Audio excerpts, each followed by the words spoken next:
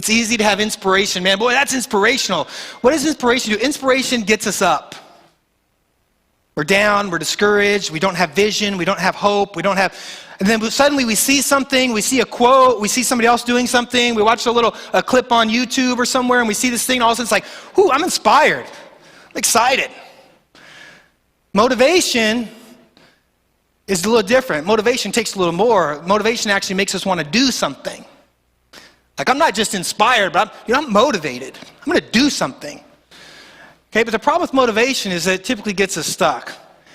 It gets us to a certain point where we're like, okay, I'm motivated, I'm here. And how does it get us stuck? It gets us stuck once we actually get to the point where this young ruler got to. Because he got inspired by something going on in Jesus' ministry.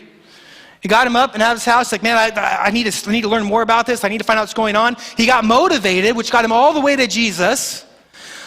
And then when he got there, his motivation got him stuck because it wasn't going to take him to the next level, because that's where you find out the cost. When you get motivated to take action, that's when all of a sudden you realize, okay, this is going to cost me something.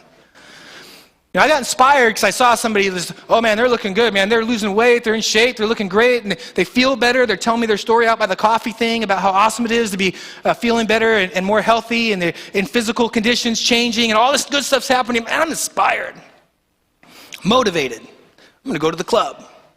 Go to the club, I drop my money down, I'm like, great. And they say, hey, we'll hook you up with the trainer, come in Monday. Now, Monday when you go in and you meet with the trainer, Alan would know this, right? You go and you meet with the trainer. Now that's where you're going to probably get stuck for most people. Because when he actually starts making you do stuff, or she makes you start doing stuff, and you're like, oh, this is what it means. I don't want to do that. Like, I'm starting to hurt right here.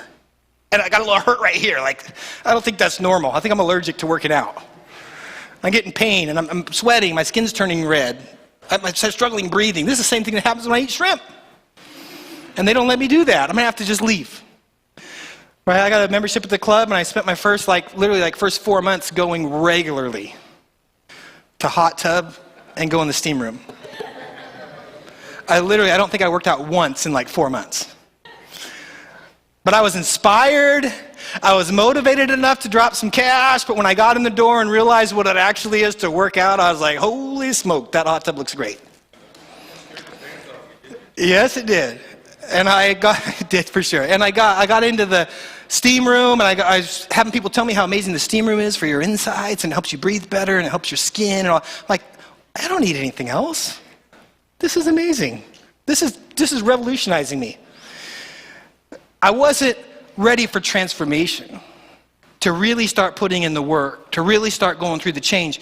Now, in our faith, it's very similar. Because this young ruler, he got all the way to the point of motivation to where he found out the cost, and he's like, okay, I'm out. How many people turn back because of what really, as you start to press into faith, Jesus is saying, would you give me this?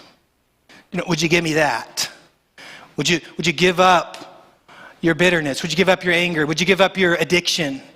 Would you give up your lust? Would you give up your whatever it might be? We're pushing in, all of a sudden he says, hey, this is what it takes to go over here and walk into transformation, to really change and become different. You got to cross over it into here, and you're like, oh, that's a little heavy. And I'll just keep going to church. That's a little heavy. I'll just keep listening to some worship music. But I don't really want to change. I'll do the whole experience in the environment. I'll do the steam room. I'll sit in the hot tub, but whoa, I don't really want to make those tough changes.